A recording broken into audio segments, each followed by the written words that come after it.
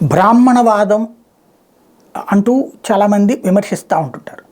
ఆ బ్రాహ్మణుల్లో తిరుగుబాటుదారులు తీవ్రవాదులు కూడా అయ్యారు, అంటే నక్సలైట్లు కూడా అయ్యారు. కాబట్టి బ్రాహ్మణవాదాన్ని బ్రాహ్మణులందరూ సమర్థించుకుంటారని ఏం లేదు. సంగీతం అంటే బ్రాహ్మణులదే అనేటువంటి ఒక ఫీలింగ్ ఉంది, కానీ అందులో కూడా తిరుగుబాట్లు ఉంటాయి. మొత్తం మీద సంస్కృతిలో సాంస్కృతిక దాడి లేదా సంస్కృతిలో సాంస్కృతిక యుద్ధం నడుస్తుంది. తాజా ఈ ఉదంతం సంబంధించిన ఒక కీలకమైన అంశం. సంగీత Kalanithi award Madras music academy ఎన్నో దశాబ్దాలుగా ఏటాయిస్తూ వస్తున్న ఈ పురస్కారం ఈసారి వివాదాస్పదమైంది. కర్ణాటక సంగీత కళాకారులు అభిమానుల మధ్య చర్చకు, ఇంకా చెప్పాలంటే సంఘర్షణకు దారితీసి ఈసారి పురస్కారాన్ని ప్రముఖ కర్ణాటక సంగీత విద్వాంసు టీఎం కృష్ణగా ప్రపంచ ప్రఖ్యాతిగాంచిన తోడూరు మాడభూషి కృష్ణకు ప్రకటించడమే వివాదానికి కారణమైంది. ఏడాది డిసెంబర్లో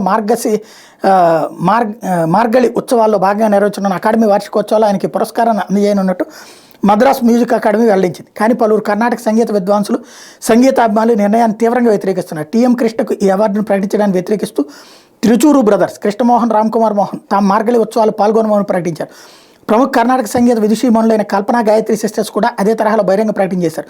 చిత్రవేణ రవికిరణ్ తనకు 2017 అకాడమీ ఇచ్చిన సంగీత కళానిధి అవార్డును తిరిగి ఇచ్చేస్తున్నట్టు ప్రకటించారు.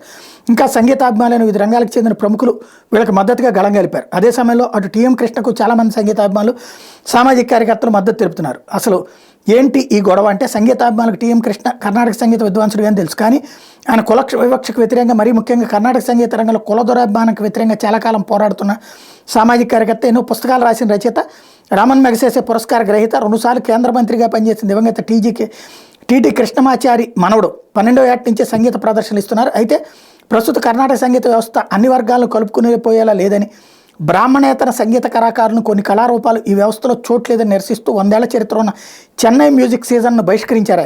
దీనికి పోటీగా 2016లో ఉరూర్ అల్కాట్ కుప్పం మార్గళి విళ పేరుతో ఒక ప్రత్యేక కర్ణాటక సంగీతోత్సవాన్ని ప్రారంభించారు. ఆ తర్వాత స్వానుభవ పేరుతో నిర్వహించిన మరో సంగీతోత్సవంలో ప్రధాన స్రవంతి కర్ణాటక సంగీత విద్వాంసులు గుర్తించని అనేక కళారూపాలను ఒక దగ్గరికి చేర్చడానికి టీఎం కృష్ణ కృషి చేశారు.